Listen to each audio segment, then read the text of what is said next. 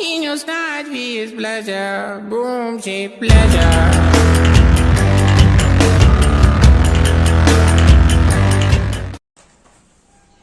Halo semuanya, perkenalkan nama saya Kelvin Kristianto Kurniawan. Saya merupakan mahasiswa Universitas Katolik Widya Karya Malang. Nah, di sini saya ingin mempresentasikan tentang judul esai saya, yakni permasalahan waris BW bagi anak tiri dan anak luar kawin dan upaya penyelesaiannya. Nah, jika kita bicara tentang waris, kita harus mengetahui apa itu pewarisan. Pewarisan adalah upaya atau cara untuk peralihan dari harta peninggalan atau harta warisan dari pewaris kepada ahli waris menurut undang-undang yang berlaku. Nah, konsep dari warisan ini adalah kematian. Nah, kematian pastinya terjadi di anggota keluarga, terutama pada jika kita menyoroti tentang waris ini adalah pada ayah dan ibu. Nah, hal ini kenapa penting? Karena ketika seseorang mati, yang dipertanyakan adalah bukan keadaan orang yang meninggal, tetapi adalah harta peninggalan dari orang yang meninggal ini. Mau diberikan kepada siapakah harta peninggalan ini?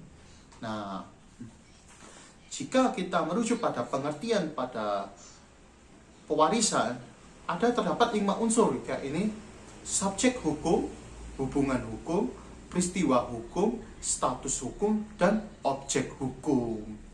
Status hukum itu merupakan hal yang penting dalam waris BW karena menentukan di manakah golongan dari orang anggota keluarga yang ditinggalkan, apakah golongan 1, golongan 2, golongan 3, dan golongan 4.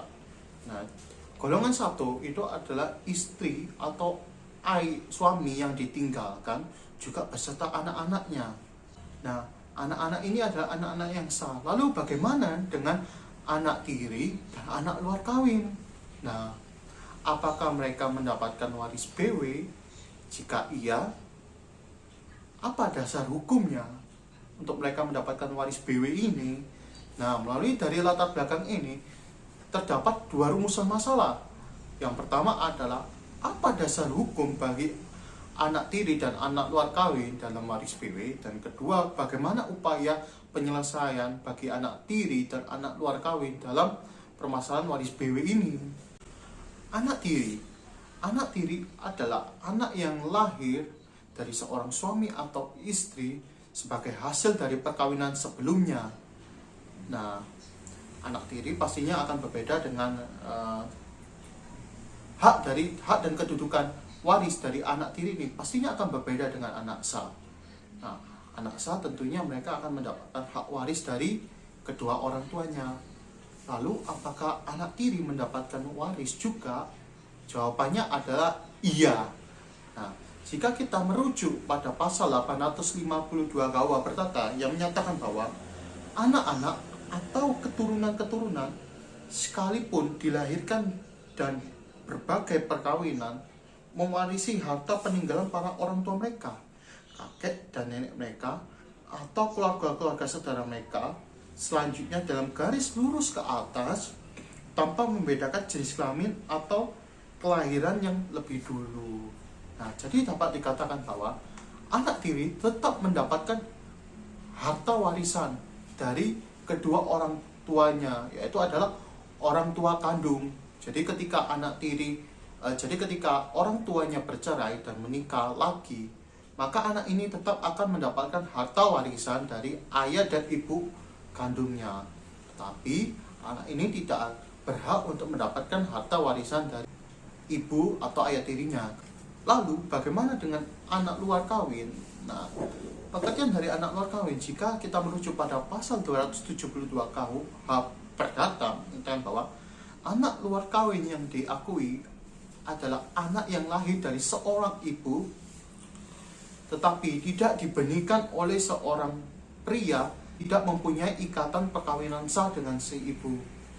Nah, artinya bahwa anak ini lahir di luar ikatan perkawinan yang sah. Namun disanding itu, pada pasal 43 ayat 1 Undang-Undang Nomor 1 Tahun 1074 tentang perkawinan yang menyatakan bahwa anak yang dilahirkan di luar perkawinan hanya mempunyai hubungan perdata dengan ibunya dan keluarga ibunya. Hal ini menyatakan secara otomatis bahwa anak luar kawin ini pastinya memiliki hubungan perdata atau memiliki hubungan dengan ibunya dan keluarga ibunya.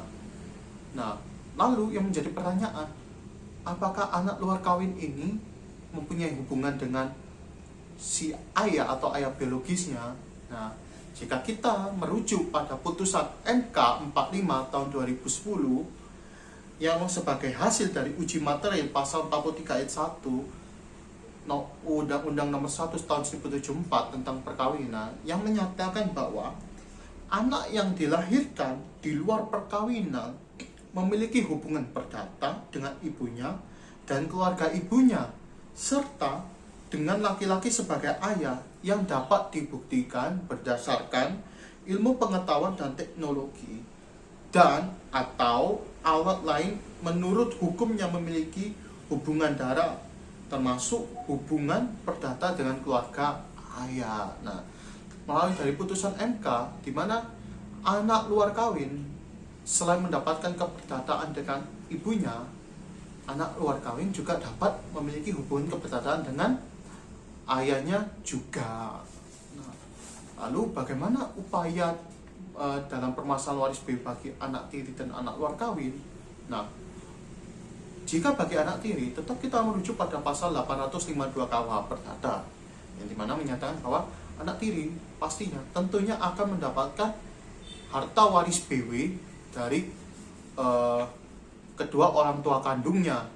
Nah, namun bagi anak luar kawin, kita akan tetap merujuk pada pasal 43 ayat 1 Undang-Undang Nomor 1 1974 yang merupakan putusan MK 45 tahun 2010, yang dimana anak luar kawin akan mendapatkan hubungan keperdataan, yaitu melalui dengan bantuan ilmu pengetahuan dan teknologi atau yang biasa kita sebut dengan tes DNA.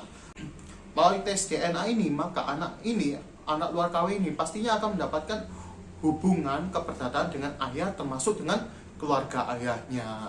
Nah, kesimpulannya adalah bahwa anak tiri adalah anak yang dilahirkan di perkawinan sebelumnya. Nah, anak tiri akan tetap mendapatkan harta warisan dari kedua orang tuanya, di mana hal ini sesuai dengan pasal 852 KUH Perdata. Tetapi anak tiri tidak berhak untuk mendapatkan warisan dari ayah atau ibu tirinya. Nah, sedangkan bagi anak luar kawin, pada pasal 43 ayat 1 tentang tentang perkawinan dinyatakan bahwa luar kawin pasti mendapatkan hubungan perdata dengan ibu dan keluarga ibunya.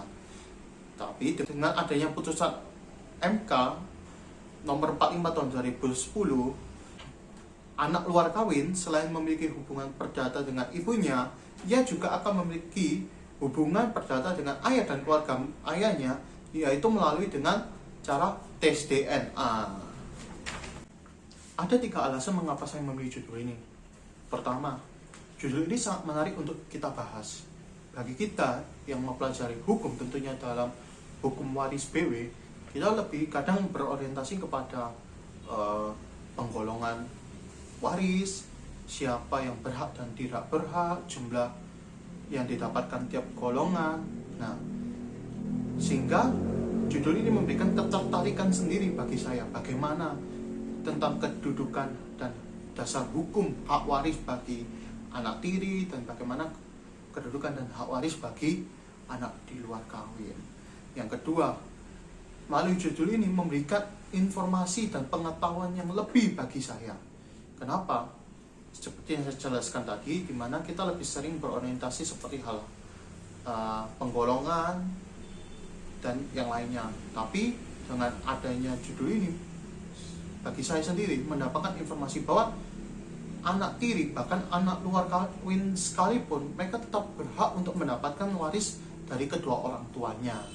Dan yang ketiga, yaitu adalah di mana melalui judul ini tentunya dapat memberikan bantuan dan solusi bagi masyarakat sekitar.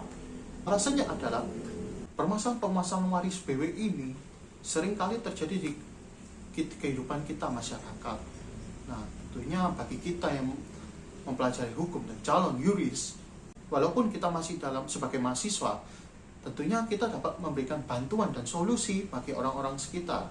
Nah, contohnya dengan kita mengetahui putusan MK 45 tahun 2010 merupakan pengujian material dari pasal 43 ayat 1 tentang UU perkawinan. Nah, di mana di sebelumnya dinyatakan bahwa anak luar kawin secara otomatis akan mendapatkan keperdataan dari ibunya. Namun melalui putusan MK ini, selain mendapatkan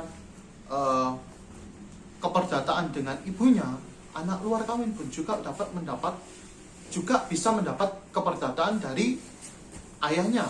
Yaitu dengan cara apa? Dengan cara melalui tes DNA seperti yang pada pasal 43 ayat 1 ini. Lalu ada 3 aturan yang akan saya uraikan dalam esai ini. Pertama, pada pasal 852 KUH Perdata. Nah, yang ingin saya uraikan bahwa dari pasal ini, walaupun anak-anak atau keturunan dilahirkan dari perkawinan yang berbeda, dia tetap akan mendapatkan waris BW, mendapatkan waris dari kedua orang tua kandungnya dan juga dari keluarga orang tua kandungnya, dan mereka juga mendapatkan besar bagian yang sama, yakni berhubungan dengan golongan, yaitu golongan pertama bagi anak-anak, bagi anak-anak yang ditinggalkan. Yang kedua, pada 272 KUH Perdata, yang dimana bahwa anak luar kawin yang diakui adalah anak yang lahir dari seorang ibu tapi tidak dibenihkan oleh seorang ayah dalam ikatan suatu perkawinan yang sah. Artinya bahwa anak ini lahir dari di luar perkawinan. Artinya bahwa setiap anak yang lahir di luar perkawinan adalah anak luar kawin, disebut juga sebagai anak luar kawin. Dan yang ketiga adalah putusan Mahkamah Konstitusi nomor 45 tahun 2010 yang dimana merupakan hasil uji material pada pasal 43 ayat 1 Undang-Undang nomor 1 tahun 1074 tentang perkawinan, dimana selain anak luar kawin mendapatkan keperdataan dengan ibunya, anak luar kawin juga mendapatkan keperdataan dengan ayah, termasuk keluarga ayahnya, yaitu dengan melalui tes DNA. Berikut presentasi dari esai saya yang berjudul Permasalahan Waris BW bagi Anak Tiri dan Anak Luar Kawin dan Upaya Penyelesaiannya. Sekian dan terima kasih.